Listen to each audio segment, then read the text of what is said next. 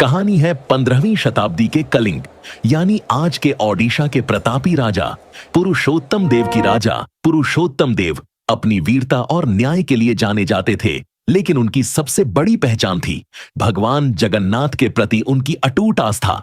राजा ने दक्षिण के कांची राज्य की राजकुमारी पद्मावती से विवाह का प्रस्ताव भेजा। पद्मावती बहुत सुंदर और गुणी थीं, लेकिन कांची के राजा सालुआ नरसिम्हा देव राय ने यह प्रस्ताव ठुकरा दिया। क्यों? उन्हें पता चला कि पुरी की मशहूर रथ यात्रा में स्वयं गजपति राजा पुरुषोत्तम देव सोने की झाड़ू लेकर रथ के सामने का रास्ता साफ करते हैं। कांची के राजा ने घोर अपमान करते हुए कहा, मैं अपनी बेटी का विवाह एक ऐसे राजा से नहीं करूंगा जो सार्वजनिक रूप से मेहतर का काम करता हो। यह सुनकर पुरुषोत्तम देव का दिल टूट गया। वह अपमान की आग में जल उठे। उन्होंने उसी पल एक भीषण प्रण लिया, मैं न केवल कांची पर हमला करूंगा, बल्कि उस अभिमानी राजा की पुत्री पद्मावती का विवाह किसी असली मेहतर से करवाऊंगा। यह मेरा वचन है। राजा ने सेना जुटाई और कांची पर चढ़ाई कर दी, लेकिन शुरुआती युद्ध में उन्हें हार का सामना करना पड़ा।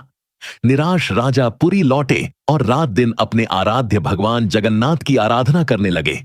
भगवान ने स्वप्न में आकर राजा को युद्ध में साथ देने का आश्वासन दिया। अगले दिन राजा एक छोटी टुकड़ी के साथ फिर से कांची की ओर बढ़े। रास्ते में उन्होंने एक दही बेचने वाली बुढ़िया को देखा। बुढ़िया ने राजा को एक अजीब बात बताई। उसने कहा, राजन, अभी अभी यहां से 2 अश्वारोही गुजरे हैं। दोनों ही किसी राजकुमार जैसे दिखते थे। एक का घोड़ा सफेद था और दूसरे का काला। उन्होंने मुझसे बड़े प्रेम से दही मांगा और बदले में यह सोने की अंगूठी देकर चले गए। राजा ने जब उस अंगूठी को देखा तो उनके रोम रोम खड़े हो गए। यह वही अंगूठी थी जो वह रोज भगवान जगन्नाथ को पहनाया करते थे। राजा समझ गए, उनके इष्ट देव भगवान जगन्नाथ और भाई बलभद्र स्वयं सफेद और काले घोड़े पर सवार होकर उनकी सेना से पहले युद्ध में शामिल होने के लिए निकल चुके थे। दैवीय सहायता से राजा पुरुषोत्तम देव ने कांची पर शानदार जीत हासिल की। कांची के राजा को बंदी बनाया गया और राजकुमारी पद्मावती को पुरी लाया गया।